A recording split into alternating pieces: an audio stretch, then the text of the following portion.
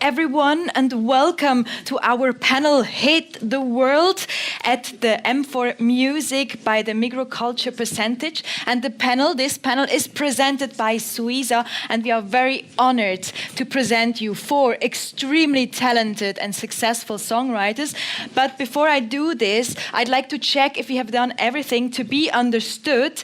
Also, falls Sie eine Übersetzung wünschen auf Deutsch, wir haben hier tolle Übersetzer, die das für Sie ermöglichen, dann hoffe ich, dass Sie die Möglichkeit nützen und beim Eingang bei der charmanten Dame einen Kopfhörer abholen. Genieren Sie sich nicht. Wir haben hier 2 Muttersprachler in Englisch, also wenn Sie sich unsicher fühlen, dann nützen Sie doch die Gelegenheit. Es wäre schade, wenn Sie etwas verpassen.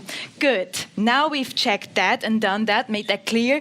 The audience is ready and so are we, aren't we? Yes, we are ready. So let me briefly introduce you and give you afterwards the chance to tell us more about yourself. So I start at the very right side from my perspective with our 2 Swiss heroes, with our local stars. We have here 50% of the group boy, Valeska Steiner. Welcome. Hello.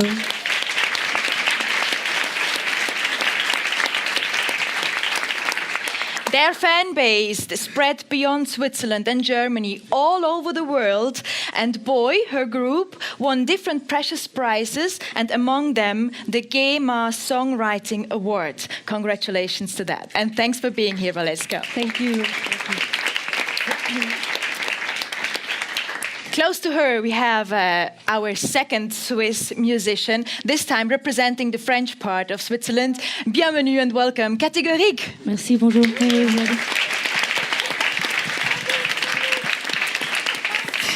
Yeah. Tête du Valais de Sion. And she is one of Radio SRF's best talents from last year. She's the best talent actually from last year, and wrote Swiss history in 2012 because you won the Freestyle Rap World Championship in New York at the age of 21. And she was the first female artist to win this prize. Until now, she is. That's by the way. Gorique.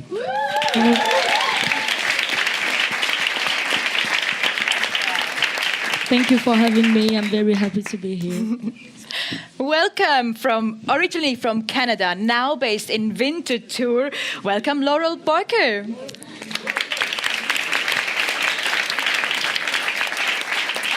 Yes, actually, you have a strong connection to the Swiss music because she's the composer of 2 Swiss Eurovision Song Contest songs, among them the Swiss entry 2018 Stones by ZiBBZ, and this year she's the co-writer of Luca Henney's She Got Me, as well as the German song and the one of Great Britain. Congratulations, and thanks for being here. And last but not least, welcome to Shelly Peiken.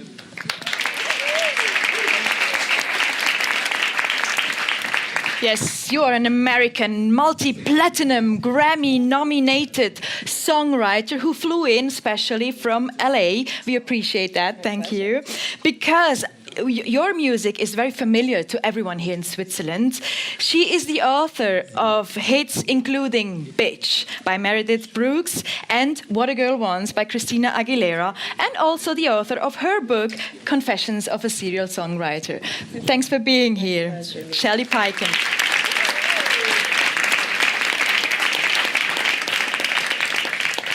Yeah, so that was my introduction, but I'm sure they have to tell you a lot more about their music, their songs. Valeska, do you mind to start to tell us more about your music, your band, and your songs? Yes, so I am a songwriter. I write with my partner, Sonja Glass, who is also here this afternoon, for the band Boy, for our band. And we were all asked to bring a few songs to introduce our music. And the first one I bring to you is called Little Numbers, and it was our first single. So I'm pretty sure everyone knows this song, right? Am I right? Who knows it? Yeah, that's your fan base. It's a very. I just realized it's a very weird situation to be listening to your song with a lot of people. But of course, we are very thankful to this song because it opened many doors for us, and it actually gave us the opportunity to travel very far with our music. We were able to tour in the States, and we played in Japan and Brazil and the rest of Europe. So we are very thankful to this song. And then after this whole touring phase that lasted for, I think, 2.5 years, we took 2.5 years off, or not really off, but off touring, and then we were at home and wrote new songs for a second record. And the second song I brought to you is the first single of our second record, and it's called We Were Here.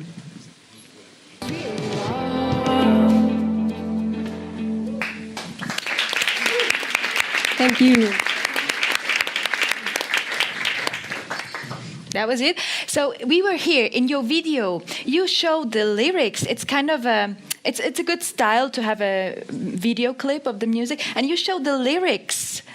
Is it because you think that people do not listen properly to the text, to the lyrics, or what was the idea behind? No, actually, that is a very common thing to do now. It's the new thing. You need a lyric video, and so, and I as a lyric writer, think that this is a nice thing because, of course, the lyrics are an important part of the song. So. Yeah. And maybe you were the inspiration for Lil'Touch for 079, because you are already talking about these seven little numbers. Oh, yeah. Maybe you are. Do you remember how this idea of this song came to you? Yes, I do. It was actually, we were actually basically done with our album. We had 11 songs, and we thought 11 is a good number, and we're done. And we were still, we didn't have a record label, and our manager went and showed the songs to lots of different labels, and none of them were really interested.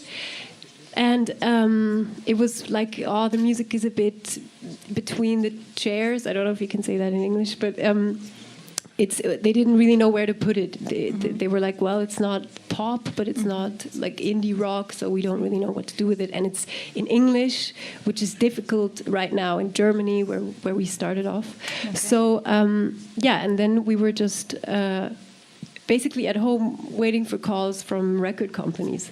And so Sonja sent me a musical idea. Even though we were done, it was like, well, let's just keep on writing and see what happens. And so the inspiration of this song about waiting for a call actually came from that. But of course, it's a love song. But that's how maybe I got the idea to the lyrics. And that song was really easy to write, and it was like a little present in the end, because we had, among those 11 songs, there were some that were really like tough nuts to crack, and this one was like, okay, here's your last song. And then we recorded it, and it ended up on the album, and we're really glad we had this one as well. So it didn't take a long time to write it, if you say it was easy. Yeah, this one didn't take a long time at all. And now you're very happy because you are at Herbert Grönemeyer's label. Are you still there? Yes. And you're happy with that? Yes, so, very happy. A happy end also for your career. Good. Thank you very much, Valeska. And why don't we continue with you, Gorique? You are also someone who tells a lot of stories in your music. So tell us more about your music. I started listening, and I fell in love with music when I was very young. But I started first by dancing. When I was 4, I started 4 or 5, I guess. I started dancing, and I also was writing like rhymes because I felt like it was funny, because while dancing. Just having rhymes. I mean, when at school, when the teacher taught us what was poetry, how we can do rhymes and stuff, for me it was like a game. Okay. It was something fun to make the words sound the same. So I like that. So I was writing rhymes, but I wasn't telling to myself, you are writing music. I was just doing rhymes. And then when I had like maybe around 12 or 13, I had like an idea one day, like, oh, I'm gonna take the song I'm dancing, because I was doing hip-hop dancing and stuff. I was like, I'm gonna take the song I'm dancing in, and I'm gonna try to say my rhymes on the song. And that's how I started to doing rap and stuff. And I was born in Africa, so I listened a lot of African music and reggae since I'm a little girl. And then when I discovered the hip-hop music, I wanted to create like a bridge between those two cultures, because for me it's like cousins. There is a lot of similarity into the hip-hop culture and the reggae music. So I wanted to create a bridge, and it took a lot of time for me to find my own sounds, I guess. And with my last EP called Kunta Kita, I guess I really found the way I wanted to. The color of my sound.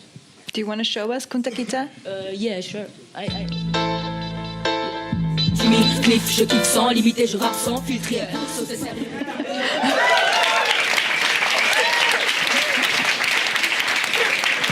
Thank you. And I was very.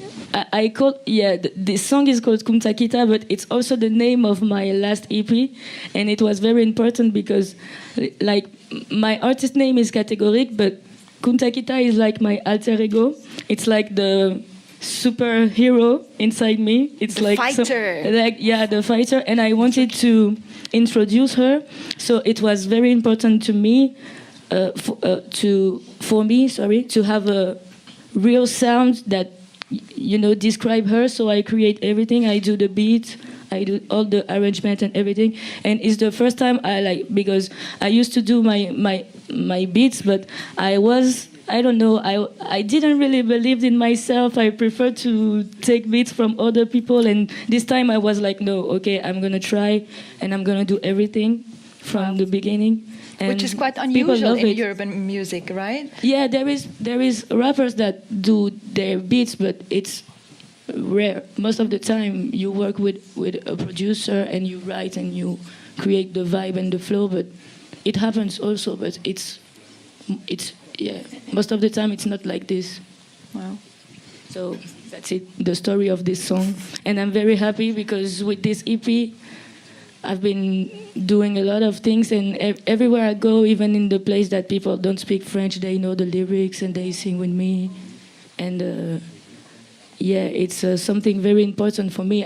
That's why I try to, even if I write my song in French, I try to use a lot of patois from Jamaica or English in my hooks and stuff like this, because most of the people that listen to my music don't really understand everything because it's French. So I try to find a way with the hook and stuff to make the people something like accessible. In Wild, you have that's the case when you say white, right? Yeah, shall we listen to this one? Yeah, sure. Quickly?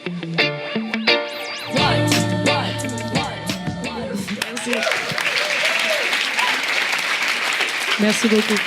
Because in the urban music or in the hip hop in general, we use a lot of what we call ad-libs or gimmicks. It's like, for example, a sound or a sentence you repeat, or you say it in a way that people can remember it. Like, for example, I don't know if you know the Migos, but everybody know the Migos because they say, "Hey, mama," in their song. It's like an ad-lib. You hear it behind, and you can remember it. And that's what I try to use in my hook, ad-libs or gimmicks, because it's easier for people to remember the lyrics and sing with you. Mm-hmm. But isn't it hard for you? You have to write as double or 3 times as much as others have to do in the pop songs. I mean, it's so fast, and we don't even understand, as you said before. No, I think it's just a different way to write. But for me, if I try, because I do it sometimes, I write like reggae songs and I sing it, so I have less syllables in my sentence, but I feel sometimes it's for me, it's more difficult to do that because I'm less used to write like this. It's just a way you work. It's just a different and way. you're very used to improvise. You say like it's like playing chess with your neurons. Exactly. So you like that. You said that before. Do you write also like this spontaneously, immediately, or do you sit down and think about it as everyone else does? It depends of the songs. Like I don't know, years before I liked to sit and listen the beat like every time, and then I write rhymes by rhymes. But now I write too, but I don't write in my computer. Well, I mean, I write in my head. Okay. That I mean, like I'm writing because it's not improvisation, but I just need to walk in the place and listen to the beat, and then I do the first sentence and then the second, and then I start from the beginning, and then etc. etc. And I write everything in my head.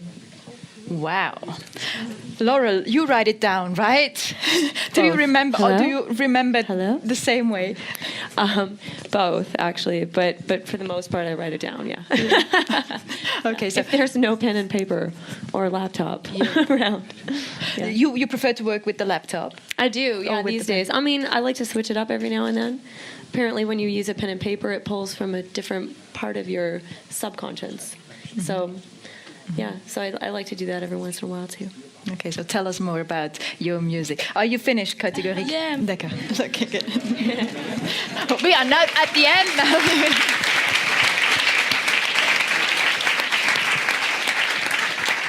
So yeah, so hey, I'm Laurel. I started out songwriting as a singer-songwriter in Canada. I released a bunch of songs that did well at radio there, toured Canada, and really enjoyed that for a while until I kind of saw that the only Canadian artists you guys know are signed outside of Canada. And so my interests started growing towards international borders, so towards LA and towards Europe.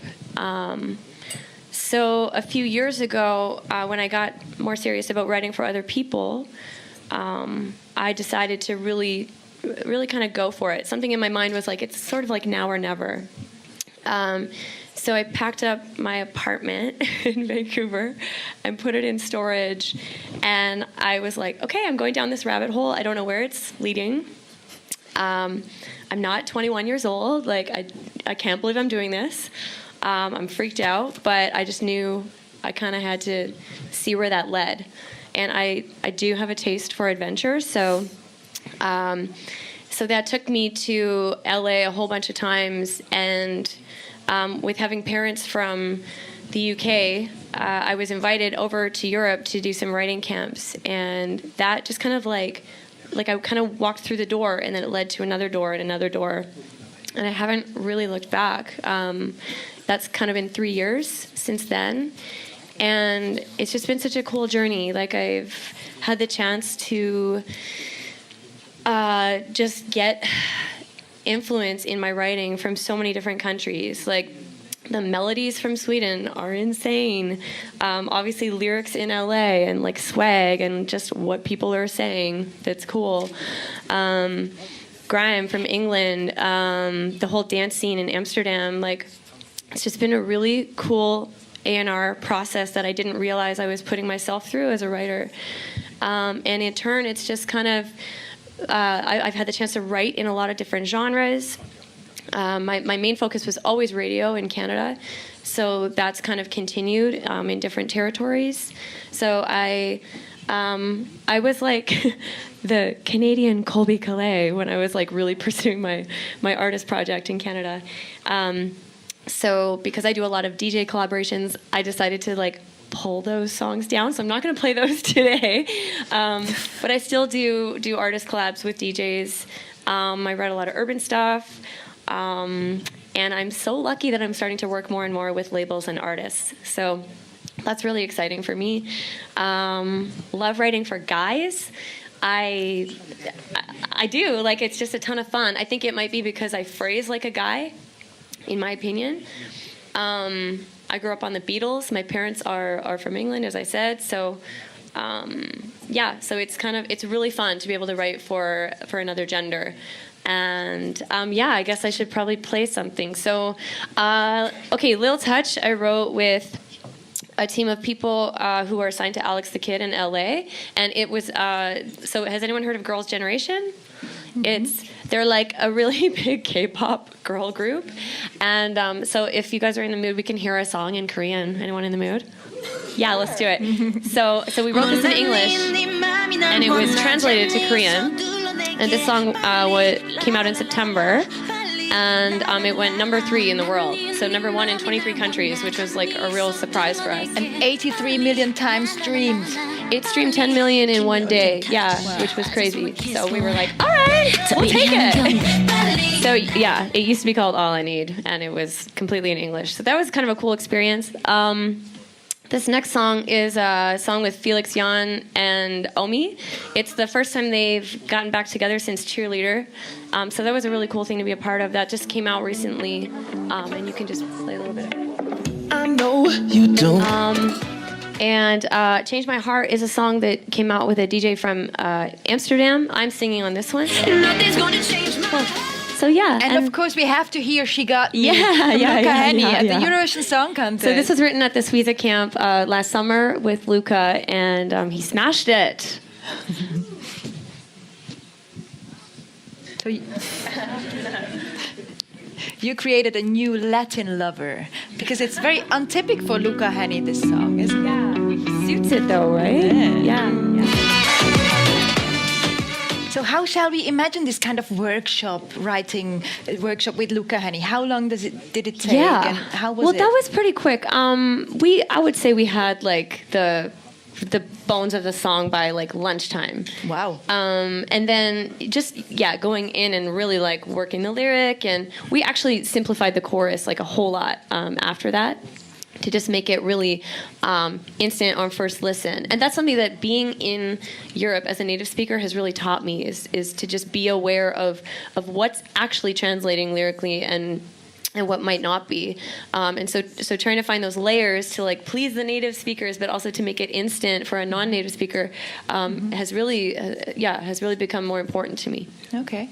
And how does this procedure work with the Eurovision Song Contest? Do you send a song to a country, or does a country ask for help, or an artist ask for help? Yeah. Or do you know before for whom you write, or how does it Right. work actually? As a Canadian, I didn't know what Eurovision was a couple of years ago because I'm Canadian.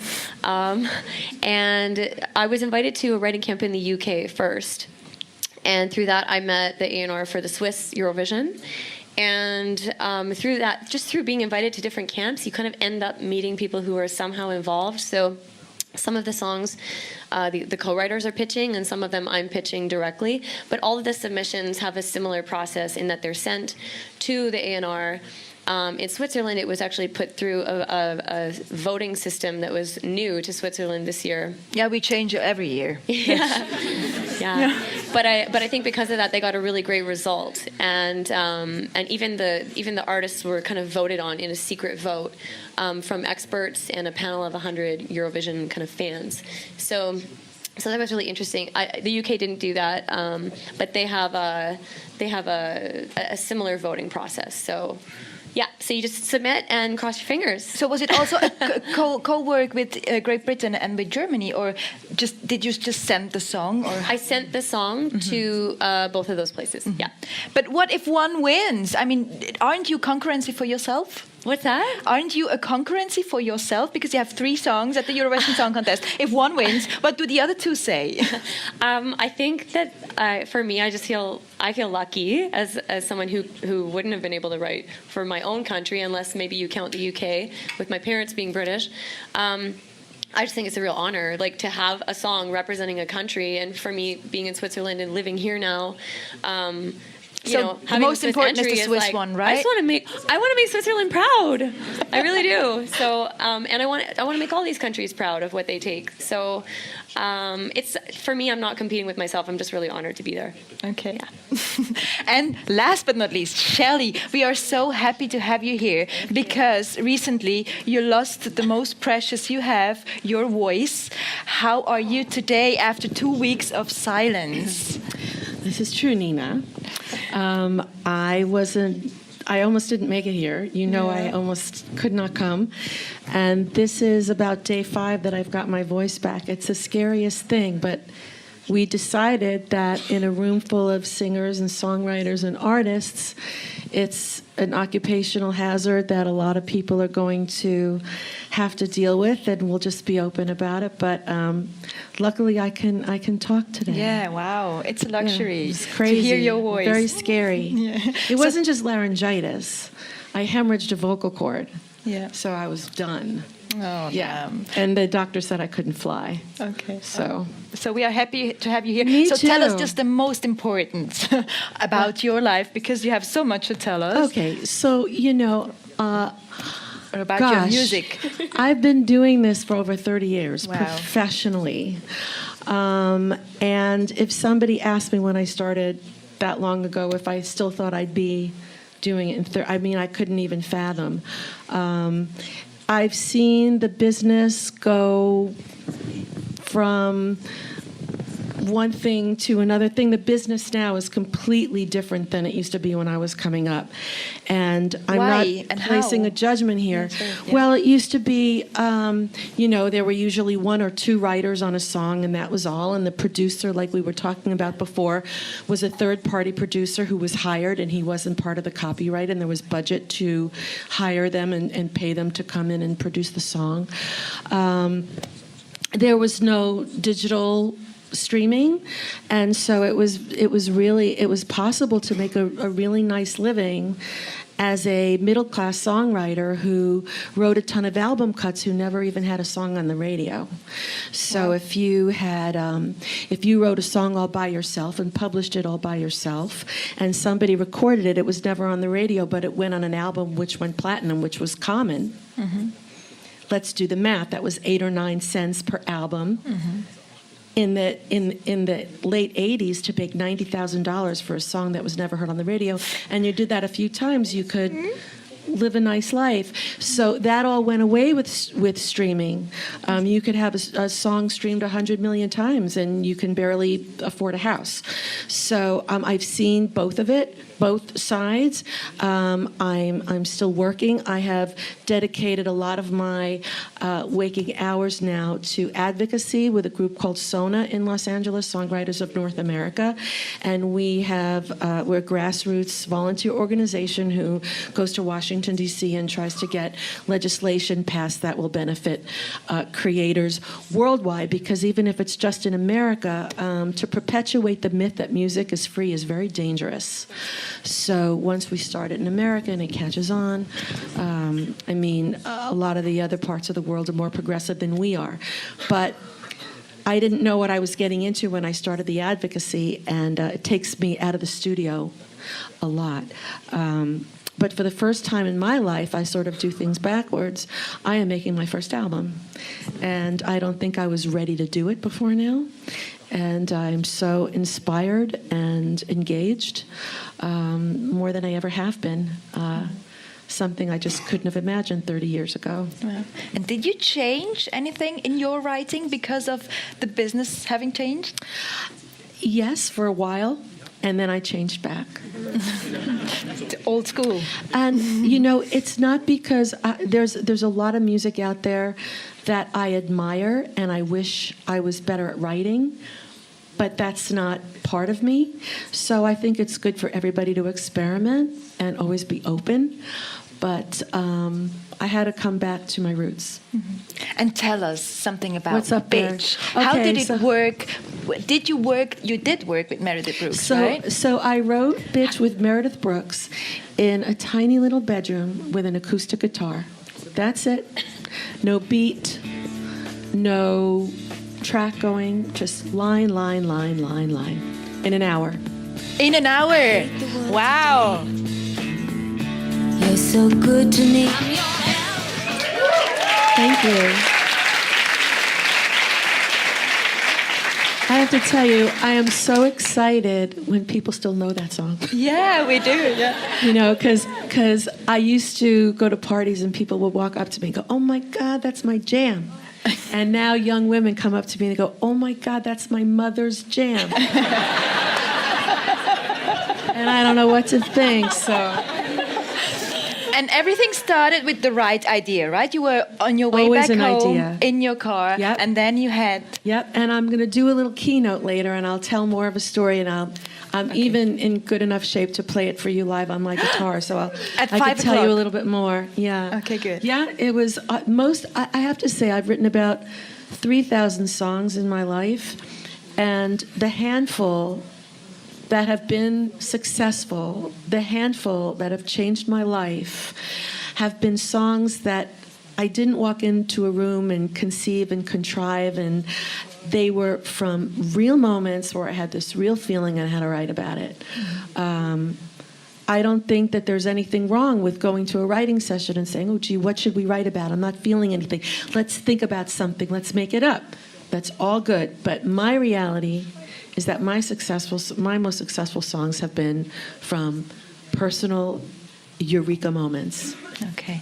And also if it's autobiographical, maybe, because it's like from the very... For Bitch, I have to say, that song was as much about me as it was about Meredith. We found something that both of us had in common, Wow. which is just, the money if you're writing with somebody, that it's about both, that you can both channel all of those feelings. So, Is it true also for What a Girl Wants?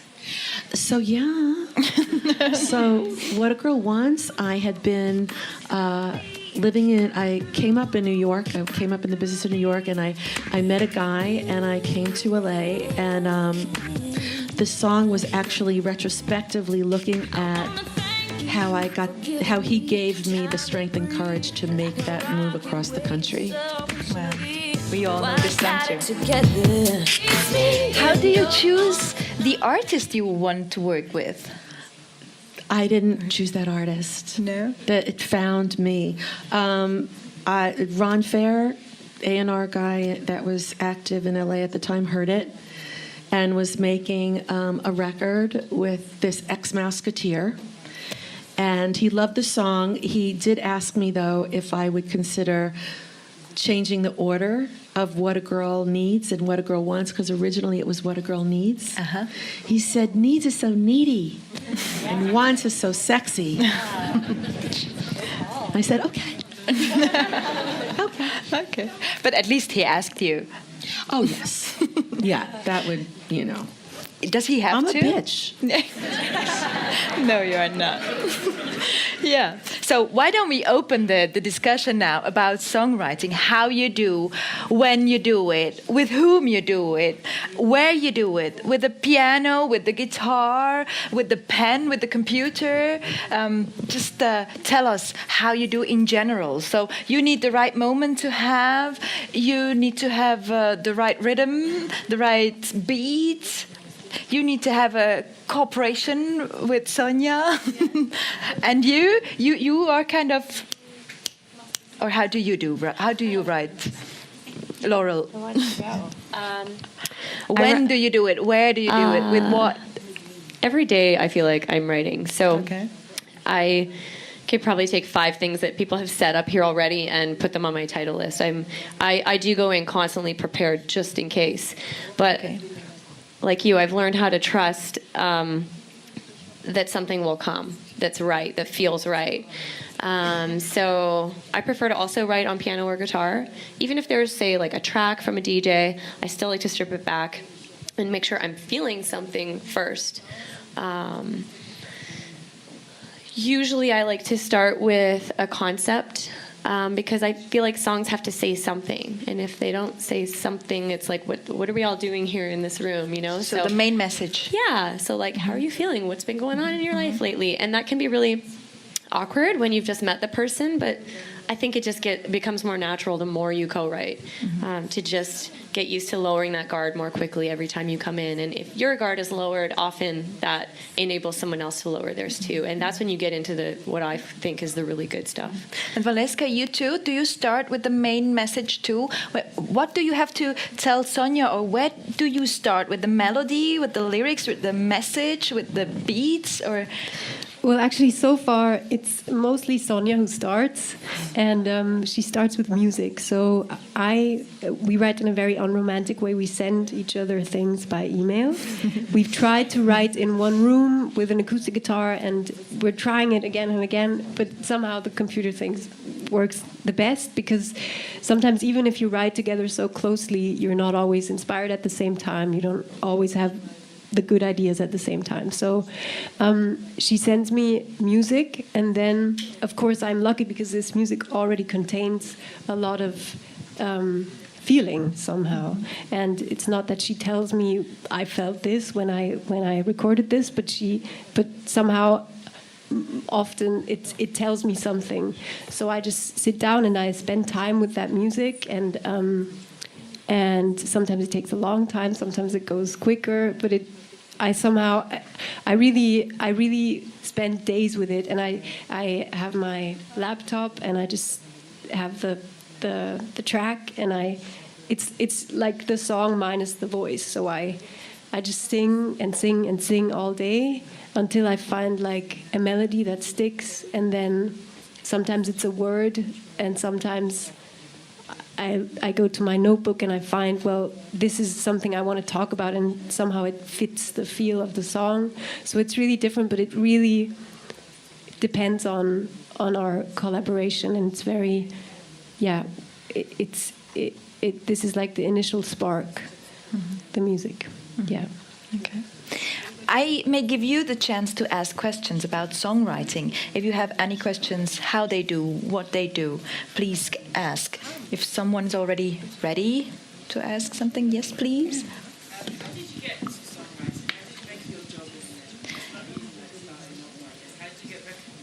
Do you ask someone specific or all? All of them. Well, that's I think that when somebody asks that question, I can tell you how it happened for me, and 20 other people in the room can tell you how it happened for them. There's no answer. I think it's really important to make yourself available, to stay active. If you're a songwriter, you write every day, whether you're getting paid or not. You live the life. Get out of your house, get out from behind your screen, and make yourself open for something, for the universe, for opportunity to find you. If you're not available, it won't. And I'm sorry, I'm not like answering your question directly. It's just that to tell you how it happens for one person and to make you assume that's going to happen for you, that it's just so open, Mm-hmm. And Nina, in answer to your question, when do I write? I am writing all the time. I am writing especially when I'm not in a writing session. And I have to acknowledge that in the shower. Mm-hmm. And it's not consciously writing, right? As soon as you shut down, that's when all the good shit happens. Mm-hmm. When you have nothing to write down on, anything in the shower or driving, forget about it. In the car, so how many times do I pull over to the side of the road and document something? Because I'm telling you, the older you get, you swear you're going to remember that, and you forget that. And you go to bed that night and you go, oh my God, what was that idea? I can't remember it. So just pull over and write it down, put it in a voicemail. At the supermarket, constantly. So I document everything. So when I'm in that writing session and we're all saying, what should we write about? I have this arsenal. I have this resource. And if somebody doesn't like my first idea or my second idea, there's no ego about it. We just move on. They're going to like something, but I collect it 24/7. Yeah. And Gorique, you have it all in your mind. Yeah, this but arsenal. I also write everything for security, because, for example, me, when I write, it depends. I feel like it's very messy. Sometimes I wake up at night when I'm sleeping because I have a melody, or I found a punchline in my dream, I don't know. And then I wake up, and if I don't do it, I can't sleep. So it's like I don't have any choice, But for me to be to feel secure and to have inspiration, I prefer to be at home and have the beat finished. If I do the beat or if someone send me the beats, it's okay. But it's not always like that, because I'm very messy. So sometimes, like for example, at this moment, this week, now it's been 2 days, I'm writing like, I don't know, maybe 3 or 4 different songs in my head. Okay. And most of the time when it's like this, because I have an idea for one thing, an idea for another thing, and then when I feel like there is so many things, I write everything down on my computer to keep it, because I'm scared to forget what I'm doing. So I like to write for security, but when it's finished, I prefer when the verse or the hook or everything is finished in my head, and then I write it, because I feel like my lyrics and the way I write the punchline and stuff, I feel like it's more like direct and instinctive. But the animal instincts, really, when I don't write it on the, because when I'm writing on the computer or with the pen, I start overthinking, because in the rap we have a lot of things between the skills you can do, how many syllables you can make rhymes with, and when you're a little bit like autist like me, yeah, you can stop. You see, oh, there is something here, I can do a rhyme with here and with this and with this and with this, and then it's starting to be too complicating. And if a person who's not really into the hip-hop culture and know all the codes and stuff, they don't gonna understand the music, because it's too complicated. And I rather be authentic but direct on what I want to say and tell to people, because for me the lyrics are very, very important. And there's where you have to work on it to have it perfect. So to answer your questions, there was no choice and no real start. They just have to write. So just do it whenever you need it. Or Laurell, do you have a tip how to start a career? Yeah, I was just going to say a few things about getting into songwriting. One thing is that for me, again, it's my story, but LA really opened up for me when I stopped looking at it in terms of what I could get out of it, and I started thinking about what I could bring to LA. So I started taking Canadian artists who needed singles down with me to LA and into rooms. Like, hey, here's an artist, they need a single, you want to write? and it would work. And that really... It really popped open for me when I started thinking about that. And now I still think with that mentality of like, how can I help that artist or that writer or that label? Because in truth, like, labels need writers. And so if we kind of start getting invested in what they need, and artists, what does the artist need? I think it kind of can align our own visions a little bit more clearly. It doesn't necessarily work for everybody, but it worked for me. So shall we? How can I help you, rather than what can you give me? Can you just give me that writing opportunity? It's kind of like, I don't know how often that happens versus the opposite. So just sending an email, I have an idea, I have a song for you. That's the other thing, is that like there are so many organizations like SWIZA that are here to help songwriters in different countries, and they have affiliates around the world, and there are so many resources out there for aspiring writers to become better writers. Like, I watch these big writers like a hawk. I'm watching their moves, I'm watching what they're doing, I'm watching who they're working with, and I'm just not taking no for an answer, and it's tough. It is not for the faint of heart, for sure, but it's possible. So good luck. Do we have any other questions of the audience? Yes, please. I can imagine it happens to... Thank you. Hello. I wanted to ask you about I don't know, rough patches on inspiration. I guess we kind of have, we all have bad days, we all have bad periods of time in which inspiration just doesn't come. Have you had those kinds of moments, and what have you done to overcome them? Wait. Good answer. So there is no technique, there's no fourth. You there's cannot depressing. force it if you have writer's block. You just do something else. Cook, go to the mall, work out, exercise, because the endorphins really get not just your body going, but your mind. And it's amazing all the times I've been stuck. Like, the whole song is done. I need one more line. I mean, Bitch we wrote, the only line we didn't have was, and you wouldn't want it any other way. And Meredith went home and she called me. She said, I got the line, because she was driving and she let go. Yeah. So it's all a part of, you can't force it. And the more you panic, the worse it's going to get. So don't give it the power. When I don't have inspiration, I try to do other stuff. I like to learn new things, because that's how I get inspired. Like, for example, I love cinema. I love movies, and sometimes And you're also an actress, huh? You played in a movie. And sometimes I look at, I'm watching a movie or a series or whatever, and there is like a little sentence a character is gonna say. Maybe it's just a small thing that lasts 2 seconds, but it's gonna do something in my head, and I'm gonna be like, okay, I like what she say or what he says or what's happening in this scene.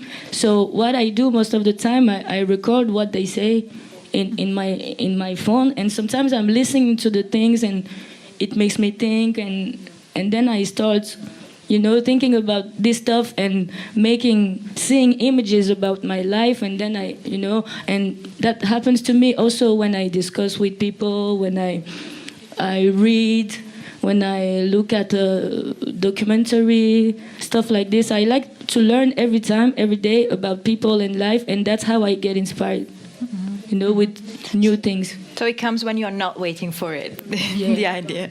And I imagine it's also a lot of pressure after having written a huge hit. Valeska, how did you feel that after having written Little Numbers? Was there a writer's block or the pressure to having another hit? No, not really. I think for us as a band, that was never what interested us the most. Somehow, of course, it's great to have a song that is on the radio and that gets you places. But when we were done with that long time of touring, we were just excited about writing again, and we were curious about what was going to come out this time. And we didn't think so much about the outside world. And maybe that's a big help if you're two people. It's always exciting to hear the ideas of the other and to somehow to be this microcosmos and to be able to shut the world out. And we are very we are very perfectionist, or we put a lot of pressure on ourselves already. It takes a long time until we like a song. So I think that is enough pressure, and thinking about radio or anything else is completely unnecessary, because it's already enough. Like, I send Sonia something and I just hope that she likes it, and vice versa. So it's like we somehow have the whole world when we write, just the two of us. Can I say something about of course, yes. about what she said? And there is also something that happens to me every time. I don't know if it's the same for you guys, but most of the time the song you think's gonna be good or successful. Like a hit, like the song you feel like everybody's gonna understand where you wanna go. Most of the time, you are like alone in your dans ton délire, quoi. Most of the time it's not this song. It's always, for me, it's always, all the songs are so different because it represents a part of me. So sometimes I feel like, okay, this one is the best one, and everybody is gonna tell me another one, so I never know. So what's a good song? Is there a pattern? Is there an algorithm? Because today the computers tell us what a good song is. Is there anything we have to know what a good song is if we want to write one? To me, I algorithm. To me, a good song, I've done a lot of thinking about this. is a good song, a remarkable song. There's a lot of good songs. A remarkable song, one that lasts forever and ever, is a universal concept within a unique frame. So it's something everybody can relate to, but it's said in a fresh way that nobody's ever heard before. Oh, wow. And the melody or the refrain, or is there a pattern or a sequence? I'm just talking about the idea. Yeah. I'll let somebody else take a melody. I think that melodies are constantly kind of evolving through pop culture. So to me, like when you take a song like Royals by Lorde, like that was just so dope when it came out because it was so fresh, melodically too, not just in terms of the concept, which covered all those bases. So I think artists and writers are kind of constantly looking for that evolution as well to go with it. Yeah. I mean, there was a while there, not too long ago, that melody was one note. The hook was dun dun dun dun dun dun dun dun dun dun dun, and because you're right, it's a trend, it's a fashion. So yeah. And that's actually interesting too as a writer because, I mean, we're probably all constantly evolving up here to kind of, I mean, not that we're necessarily trying to chase the trend, but gotta pay attention. I mean, if I'm writing for a specific artist with a specific sound that's influenced by other specific artists, like you're going to bet that I'm going to go listen to those artists and their phrasing and how those melodies are constructed so that we can just get a bit closer to really like finding something that's going to match them. And that's just the way my brain thinks. So, algorithm. That's the algorithm in here. So has it been the same or different then? If you're talking about trends and... Familiar, but not same. Okay, yeah. Familiar but different. Same, you're going to get in trouble. But it's kate, right? Is that how you say it? So you're one note too, but I wouldn't say that yours is really a melody. It's a rhythm, right? Yeah. So there's that too. A flow. Yes. But now, if we compare the urban music now, I mean, in this area, from the 90s or the beginning of the 2000s, the melody is getting more place, and it's very important now than before. Before, in the hip hop, when rappers were very like into the flow and the lyrics, and when they wanted some melody, they gonna ask to a singer or to a girl for sing the hook. But now it's very different because the hip hop has there is a big evolution, and now we can do so many things, and we have like the auto-tune that people use a lot, and there is like, for example, different type of new sound of hip-hop that has been created coming from Chicago or Atlanta and stuff like this. And now it's amazing because we have like hip-hop artists that can rap, but they really can sing too. Like, for example, Travis Scott, he's one of the best doing this auto-tune stuff, but he's really singing. And it's very, very... That's why hip-hop now, it's like the music the most people listen the most, because we can find like every type of vibe into the hip-hop music, because we have more melodies, more different type of thematics into the music, and there is a lot of new artists that break the rules we had before, and so now the hip-hop music is very large. You can be a rapper and sing like Drake. Like 10 years ago, it was impossible. If you were like, I'm a rapper but I sing, people almost laugh at you because it wasn't like that. And now, if you can sing too, you are one of the best. So it's different. And how does the phenomenon of streaming change your work? Because a lot of people listen the first seconds and then, oh, I don't like it next. Did that change? Gotta get them in the first 5 seconds. You have to get them. You agree? Yeah, it's been really interesting. I feel like there's like the same girl on every song on Spotify. It's like the same voice even. Yeah. Like, it's not too offensive, it's not too loud or cutting. It's like, everyone sounds like Julia Michaels. You know, that's the vibe I'm getting. Okay. So yeah, and the phrasing goes with it, and yeah, lyrically, I mean, it's just got to fit on those playlists. Exactly. Yeah. But it's attention span. If there's so much content out there, and there's so much choice, and there's so much distraction, not just with music, with every kind of multitask in life, that if you, it's even with me too. If I'm in my car, you don't get me in 5 seconds, I'm switching the station. I am. Yeah. The TV too. Yeah. Valeska. Yeah.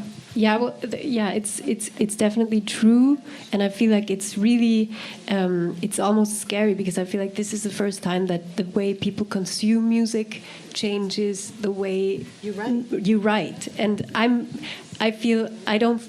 Maybe it's stupid, but I try not to care at all about that. When we write, we never talk about those things, and I just feel it's really tragic that with those playlists, as you said, it's just people try to make very how do you say unauffällig songs that just don't pop up. Like you just want to be the 10th song in the playlist. You don't want to you want to fit in, and you don't want to disturb the coffee shop. So that's I feel like that's really sad, and I don't know how this could change, but I feel like you can change it. Yeah, the 4 of you.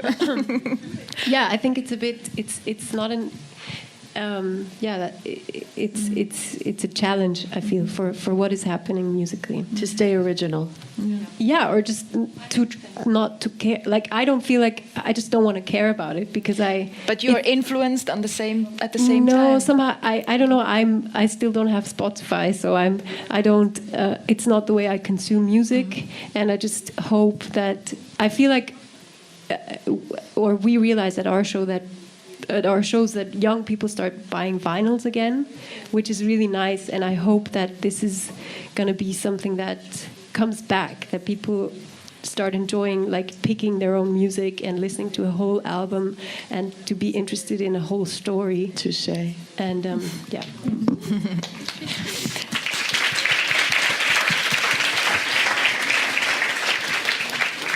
Do you have any other questions in the audience? Yes, please. How often did it already happen to you that you found the melody, but you're not sure whether it's really from you? So it might have been from someone else and it was just in your subconsciousness. And if that happened to you, what do you do to find it out? It's a very good question, because sometimes you feel like you are like a genius. You're like, oh my God, I found something amazing, and you sing it to your friend like na na na na, and he's like, wait, he take his phone.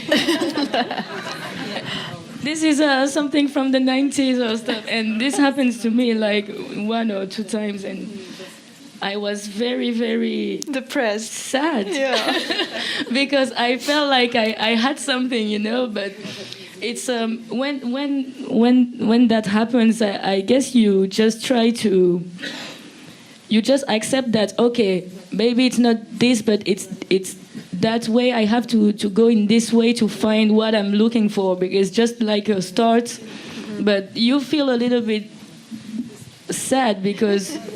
But you can do anything, so maybe you can use this bass to create something else. New, yeah. Did you? You could just change one note. Yeah, exactly. Yeah, if I come up against that, I just evolve the melody a little bit and just try to make it, just kind of veer it away a little bit more. But there's also a lot of really common kind of patterns and melodies that I don't think could necessarily be trademarked. I mean, tell that to Ed Sheeran. Yeah. He was sued 4 times. Yeah, he's apparently he has some kind of a condition where he forgets that it was someone else's song. Oh. Yeah, some is it your okay. Someone else? Do you have yes in the very at the wall, the lady in blue? Thanks. So it's a very specific question.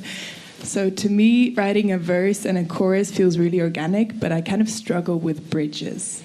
can anybody talk about their opinion on bridges? Are you referring to bridge as like the middle eight, or the bridge meaning before the chorus? Because we all have different definitions. Yeah, the middle eight. Okay. To me, the bridge is like, for me, the bridge is a little bit of a side thought that raises the stakes of the song.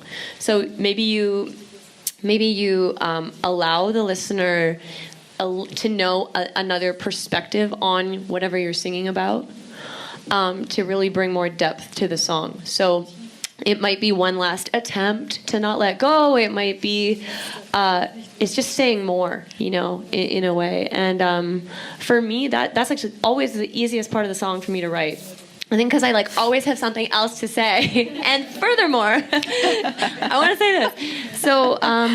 So yeah, it's just a greater perspective on what you're talking about.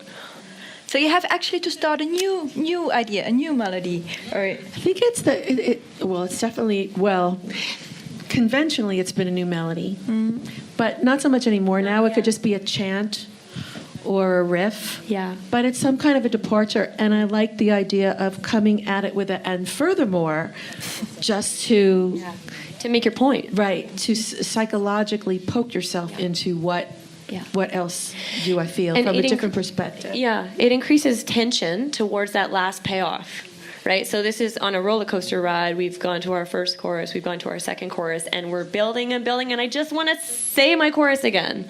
So it's whatever it takes to kind of argue that chorus. Did it help? Yeah. Okay. Any other questions? Yes. I was just wondering, at what point you start working with someone else, like a producer, if you just have lyrics, chords, melody, or if you really pre-produce something on your own, or how you work with that. For me, it depends. You mean a producer or a co-writer? Yeah, like a producer. Sorry.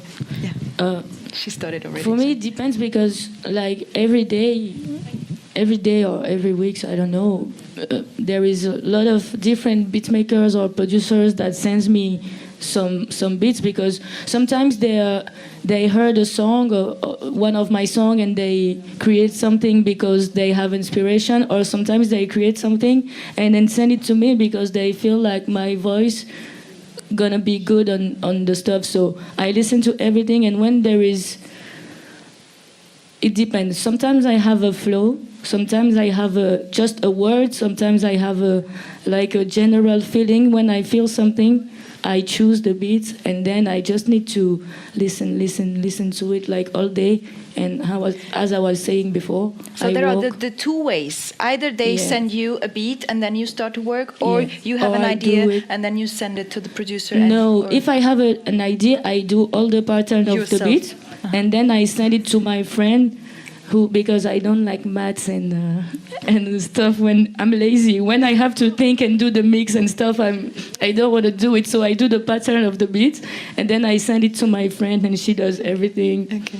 And Shelly, how much is from you, and how much is from the label or the artist? Or I was just wondering if she was talking about a producer or a co-writer, because sometimes one person is both, but I wanted to be clear on that, because how soon do you bring something to I've been co-writing since, we should co-write.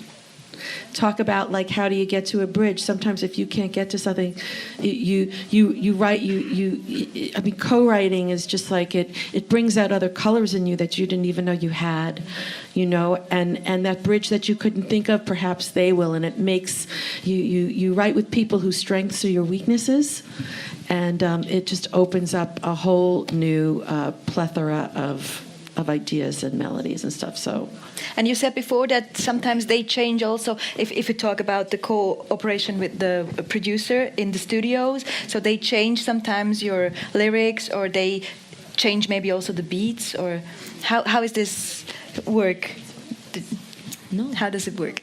Shelly, you don't want to talk about it? No, I will never work with a producer unless they are a writer. I don't want to go into a room and work with somebody that just has a track. Mm-hmm. Not to say there aren't people who write great sonic tracks, but I want to work only with people who can come up with a line, who know whether the line I came up with is good enough or whether it could be better. They don't, I mean, I could write a lyric from start to finish. I'm not talking about everybody has to be able to do that, but they have to have some kind of sensibility. I will never go in and just write a lyric to a track, but that's me. Yeah, Valeska, you want to say something? No? Oh no, it's just about the producer changing words or something. But that maybe it's no. It's not allowed. Okay. Is it your answer? Okay, good. Thank you. So we could talk about it for 2 hours more because it's so interesting what you tell us. So let's wrap it up shortly. So it wasn't a choice really to be a songwriter. You just have to write songs. You write it all the time, everywhere, with any help, with someone's help or alone. You think a good song needs to be familiar but different. It needs to fit into the patterns but be original and new and fresh. Yeah, the streaming has changed a lot. The business has changed, but as soon as you adapt, you can work with it. But still, you have to be conscious about yourself and not losing yourself. So that's about it, I would say. And all of you can make a living out of songwriting, right? So there is a chance for the future for all of you. If you just have to try it, you just have to start. Just send an artist an email. I have an idea for you, and then you can be here next year on a panel. So thank you very much for your attention. Enjoy the festival, and don't forget at 5 o'clock Shelly Peiken has her keynote, and she will also sign her book, so come by and get a copy, maybe a hug or whatever you like to share with Shelly. And if the voice allows it, she even sings her songs. So be there at the Moods at 5 o'clock, and otherwise later on every professional is of course warmly invited by M4 Music, Swiss Perform and Suiza to be at the annual opening at the Halle at 6:30 for a welcome drink. So be there at 6:30, all professionals. And yeah, enjoy the festival. And thank you so much again, once more, for being here. Valeska Steiner, Gorique, Laurell Barker and Shelly Peiken.